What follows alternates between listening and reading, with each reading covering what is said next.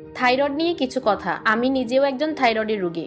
Thyroid দুই প্রকার, যেমন হাইপো এবং হাইপার। এটি এমন একটি সমস্যা যেটা বাইরে থেকে দেখা যায় না, কিন্তু ভেতর থেকে জীবনটাকে নষ্ট করে দেয়। ঘন ঘন মুড সুইং হয়, হঠাৎ করে মানুষ রেগে যায়, শরীরে অনেক ক্লান্তি আসে, অথচ ঘুম ঠিক মতো হয় না। অনেক সময় মানুষের মাথা ঘোরায় এবং হাত পা থরথর করে কেঁপে ওঠে, চোখে অন্ধকার দেখা, শরীরে হুটহাট করে ব্যথা অনুভব করা, মাথা কাজ করে না, ভুলে যাওয়া, একরকম উপসর্গ দেখা দেয়। কখনো ওজন বেড়ে যায়, কখনো আবার কমে যায়।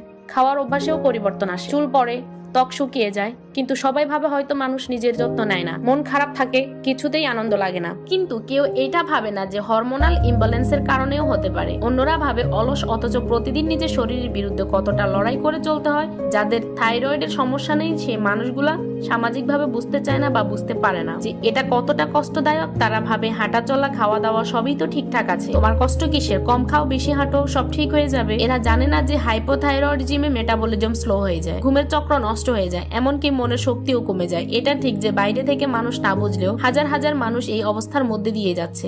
উল্লেখ্য, বিশ্বের উন্নত দেশগুলোতে থাইরয়েড রোগী যে পরিবারে থাকে, পরিবারের সদস্যদের নিয়ে কাউন্সিলিং করা হয়। রোগীর সাথে কেমন আচরণ করলে তারা স্বাভাবিক থাকবে সেই বিষয়ে পরামর্শ দেওয়া হয়, কি খেতে পারবে কি খেতে পারবে না। অথচ আমাদের বাঙালি বেশিরভাগ পরিবারই এই মুড সুইং বা ডিপ্রেশনকে ঢং বলে চালিয়ে দেয়। মানুষ না জেনে নানান ভাবে জাজ করে। এর জন্য রোগীর আশেপাশে শুভাকাঙ্ক্ষী পরিবার পরিজনদের সবাই সচেতন হওয়া অত্যন্ত জরুরি।